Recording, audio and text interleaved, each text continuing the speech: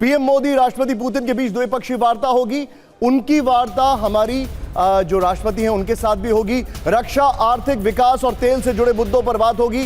तेल का कंजम्पशन पिछले 3 महीने में, खासकर नवंबर में, एब्सोल्यूट नवंबर में बढ़ा है, लेकिन आने वाले समय में डिक्लाइन होगा। और एक बहुत बड़ी कंपनी है, उसने तो बहुत जबरदस्त तरीके से अपनी परचेजेस रोक दी है रोसनेफ्ट से। S-400 एयर डिफेंस सिस्टम खरीदने पर बातचीत संभव है, एब्सोल्युटली। हालांकि अभी भी 5 में से 2 बैटरीज आनी बाकी हैं, 5 में से 2 बैटरीज आनी बाकी हैं हमारे पास। आइए जरा अब, और हम S-400 की बात कर रहे हैं। S-500 तो रशिया ने अभी तक दुनिया को सिर्फ दिखाया है। सोचिए, कुछ ग्राफिक्स है यहां पर, भारत और रूस के बीच में क्या डिफेंस डील है। अब इसको देखते हैं। देखिए, भारत, पहले आपको बताना चाहूंगा, भारत और रशिया एक स्ट्रैटेजिक डिफेंस पार्टनरशिप में है कई सालों से, हमारा पुराना ट्रेडिशन है। लेकिन ये देखिए, S-400 एयर डिफेंस सिस्टम, नए सिस्टम खरीदने पर बातचीत होगी। यहां पर लूप क्या है? लूप यह है कि हमने पहले उनसे 5 बैटरीज मांगी थी, हमें 3 मिली, 2 अभी मिलनी बाकी हैं, और हम 5 और मांग रहे हैं। Russia is too occupied. खैर, संयुक्त रूप से विकसित करने पर चर्चा होगी। S-400 इंटरेस्टिंग है क्योंकि हम ब्रह्मोस ऑलरेडी कर रहे हैं। सुखोई 57 फाइटर जेट के सह उत्पादन पर बातचीत होगी। इसकी बातचीत क्यों हो रही है? क्योंकि सुखोई 57 की हम पूरी टेक्नोलॉजी यहां पर लेना चाहते हैं, क्योंकि हमारे पास सुखोईज हैं, हमारे पास मिग्स हैं, तो हमें अंदाजा है रशियन एयरक्राफ्ट का। अगली कहानी बताइए जरा। प्रौद्योगिकी ट्रांसफर पर बातचीत होगी। बड़ी बात, पुतिन 1.3 लाख करोड़ रुपए के रक्षा सौदे की पेशकश करेंगे, जो कि करीब $15 बिलियन का है। अब इसमें इंटरेस्टिंग बात क्या है वो आपको समझना बहुत जरूरी है। यह 10 साल का मामला, 1-2 दिन का मामला नहीं है, यह 10 साल का मामला है। ऐसा नहीं है कि पुतिन आए, सेंटा क्लॉज की तरह घंटी बजाई और डील्स हो गई और सब हो गया। This is long term thing. लेकिन लॉन्ग टर्म थिंग में अभिषेक जी, राइट, जर्मनी, अभिषेक श्रीवास्तव जी हैं, डॉक्टर अभिषेक श्रीवास्तव। लॉन्ग टर्म थिंग में एक चीज चेंज हो गई है सर।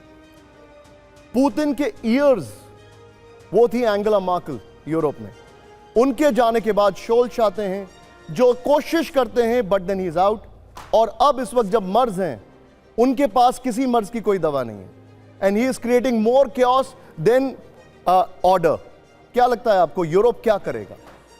28 पॉइंट पीस प्लान राष्ट्रपति ट्रंप के द्वारा आया गया है, उसमें यूरोप को एक बड़ा ऑब्जेक्शन है। और जर्मनी के रिप्रेजेंटेटिव ने कल ही बोला कि वो फिर से एक डिज़ाइन कर रहे हैं और यूरोप एक नया प्लान लेकर के आने वाला है, पीस प्लान।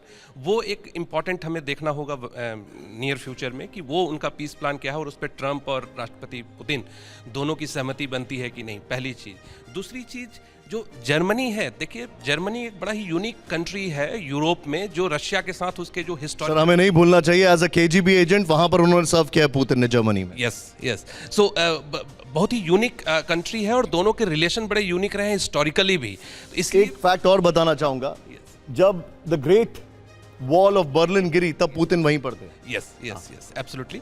तो इसलिए पुतिन की जो जर्मनी में पहुंच है, इंटरनली इनफॉर्मली जो पहुंच है, तो उससे देखिए जर्मनी को एट द लास्ट आना पड़ेगा। जर्मनी ही पीस डील को आगे लेकर के बढ़ेंगे यूरोप के तरफ से। और दूसरी चीज़ ये कि राष्ट्रपति पुतिन को जर्मनी पहली कंट्री होगी जो इस पूरे नेगोशिएशन में सपोर्ट करने के लिए आगे आएगी। अरे आप तो बहुत ज्यादा अपॉर्चुनिस्ट हैं और मुझे वाकई में बड़ा अच्छा लग रहा है सुनकर। लेकिन एक कहावत है, जिस तरीके से इजराइल को लेबनान के बारे में लेबनान से ज्यादा पता है, पुतिन को जर्मनी के बारे में उनके चांसलर से ज्यादा पता है। बड़ी पुरानी कहावत है। मेरे साथ कुलकर्णी सर हैं, एंड कुलकर्णी सर यूक्रेन पर बोल रहे हैं, और मेरा यहां पर सवाल थोड़ा सा ट्विस्टेड है सर।